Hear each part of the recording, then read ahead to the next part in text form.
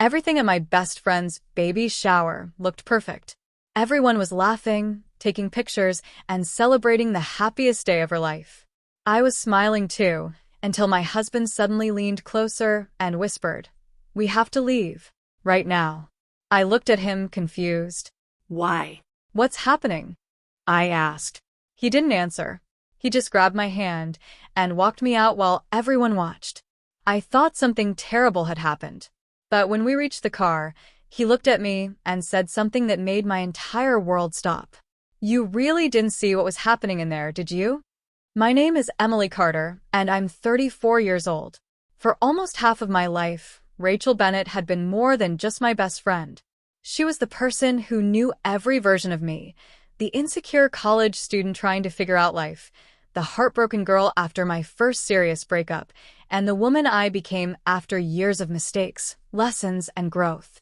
We met when we were 19, sitting next to each other in a crowded college cafeteria because neither of us could find an empty table. What started as a random conversation turned into a friendship that survived everything. Different jobs. Different cities. Different stages of life. But somehow, we always found our way back to each other. That's why her baby shower meant so much to me. Rachel had dreamed about becoming a mother for years, and when she finally announced she was expecting her first child, I cried harder than anyone else in the room. I wasn't just happy for her. I felt like I was watching my sister reach a moment she had waited her entire life for. The baby shower was held at a beautiful garden venue outside the city. Everything looked like something from a magazine. White flowers decorated the tables, soft music played in the background, and the entire place was filled with friends and family laughing, taking pictures, and celebrating Rachel's new chapter. I arrived with my husband, Daniel, carrying a gift we had carefully chosen together. At first, everything felt perfect. Rachel hugged me tightly the moment she saw me. "Emily, you came," she said with tears in her eyes. "Of course I came," I laughed. "I wouldn't miss this for anything." She smiled, but for a second, I noticed something strange. Her smile disappeared almost immediately. It was only for a moment, so I ignored it. I assumed she was overwhelmed. After all, planning a baby shower, preparing for a baby, and dealing with everyone's attention could make anyone nervous. But as the afternoon continued, I started noticing little things. Rachel kept checking her phone. Her husband, Mark, seemed distracted. There were moments when conversations suddenly stopped whenever certain people walked by. At one point, I saw Rachel talking quietly with an older woman near the entrance. The moment they noticed me approaching, they stopped speaking. "Everything okay?" I asked. Rachel quickly smiled. "Of course. Just family stuff." I believed her. Why wouldn't I? This was Rachel, the person I trusted more than almost anyone. But Daniel wasn't as distracted as I was. While I was focused on the decorations, the gifts, and making Rachel feel special, he was watching the room. He noticed who was talking to whom. He noticed who looked uncomfortable. And he noticed something I completely missed. As everyone gathered together for a group photo, Rachel stood in the center, smiling while everyone crowded around her. I was laughing beside Daniel when suddenly his hand closed around mine. I looked at him. His expression had completely changed. The happiness on his face was gone. He leaned closer, lowered his voice, and whispered words I never expected to hear at my best friend's baby shower. "Emily, don't smile." I froze. "What?" His eyes stayed fixed on something behind me. Then he squeezed my hand tighter. "We have to leave. Right now." The moment Daniel whispered those words, my smile disappeared. For a few seconds, I honestly thought I had misunderstood him. "Leave," I whispered back. "Daniel, what are you talking about? This is Rachel's baby shower." He didn't answer. He simply took my hand and started walking.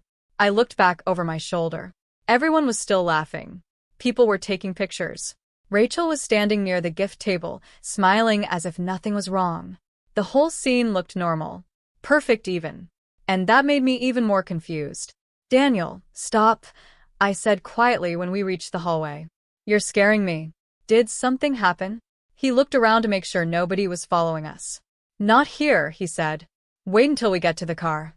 The entire walk through the parking lot felt like it lasted forever. My mind was racing. Was someone hurt? Did Rachel's baby have a problem? Was there some kind of emergency? I kept asking questions, but Daniel stayed silent. That scared me more than anything. Daniel was not the type of person who panicked easily. He was calm, logical, and usually the person who helped everyone else stay calm. So, if he was this serious, I knew something was wrong. The second we closed the car doors, I turned toward him. "Okay," I said. "Tell me what's happening." Daniel took a deep breath. "Emily, did you notice who Rachel kept avoiding all afternoon?" I frowned. "What do you mean?" "There was a man near the back entrance," he said. "The one wearing the gray jacket." I tried to remember. I had seen several guests that day. Friends, relatives, coworkers. "I don't know," I replied. "Why?" "Because every time he came near Rachel, she looked terrified." I stared at him. "Terrified?" "Daniel, Rachel was just nervous. She's pregnant. She has a lot going on." He shook his head. No. This was different. Then he explained everything he had noticed. How Rachel's conversations stopped whenever that man appeared. How her husband, Mark, kept checking the room. How several guests seemed uncomfortable around him. "I've been watching people my entire life," Daniel said quietly. Something was wrong in there. I looked back toward the venue. Part of me wanted to believe he was mistaken, because the alternative meant something painful. It meant my best friend, the person who had shared almost every important moment of my life, was hiding something from me. "I need to talk to Rachel," I said. Daniel reached for my hand. "Emily, before you do that, I need to show you something." He unlocked his phone. For a moment he hesitated. Then he turned the screen toward me. And the second I saw what was on it, I felt my entire understanding of that perfect baby shower begin to fall apart. I stared at Daniel's phone screen, trying to understand what I was seeing. It was a photo he had taken from across the room during the baby shower. At first glance, it looked ordinary. A group of people standing near the entrance. Guests talking. Rachel smiling politely. But then Daniel pointed at one person in the picture. "The man in the gray jacket," he said. I looked closer, and then I noticed it. Rachel wasn't smiling at him. She was looking at him like someone who wanted to escape. "Emily, I saw him hand something to Mark earlier," Daniel explained. And when Rachel noticed, she immediately walked away. My stomach tightened. I replayed the entire afternoon in my head. The strange conversations, the nervous looks, the moments when Rachel seemed distracted despite everyone celebrating her. Suddenly, all those little details started connecting. But I still didn't want to believe it. "Daniel, this doesn't make sense," I said. "Rachel would tell me if something was wrong." He looked at me carefully. Would she? That question hurt, because deep down I knew the answer. Rachel and I had always shared our problems. At least, I thought we did. Daniel showed me another thing he had noticed. A message notification that appeared briefly on Mark's phone while they were taking pictures. He hadn't seen the entire message, but he saw enough to know it involved the man at the party. Something about meeting after everyone left. Something Rachel clearly didn't want happening. I felt a wave of disappointment. Not anger. Not yet. Just disappointment. Because this wasn't about a stranger or a hidden message. This was about my best friend. The woman who knew my secrets.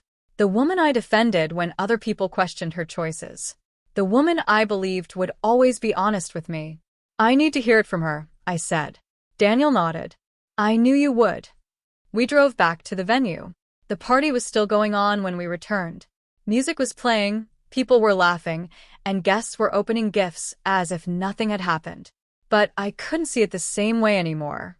Everything felt different. Rachel noticed me walking toward her. Her smile faded instantly. She looked at Daniel. Then she looked at me. And I knew. She knew why I was back. "Emily," she whispered. I waited until we were away from everyone else. "Rachel, I need you to tell me the truth." Her eyes filled with tears. For a few seconds, she said nothing. Then she finally looked down and whispered the words I never expected to hear from my best friend. "I was hoping you would never find out this way." My heart sank. Because in that moment, I realized Daniel hadn't ruined the celebration. He had uncovered the secret that was already destroying it. Rachel and I sat in a quiet corner of the venue while the sounds of laughter and celebration continued in the background. It felt strange. A few minutes earlier, this place had been filled with happiness. Now, it felt like we were sitting inside a completely different world. I looked at my best friend, the same person who had stood beside me through heartbreak, career changes, and some of the hardest moments of my life. "Rachel," I said softly, "what is happening?" She wiped her tears and took a deep breath. "I didn't want you to find out like this."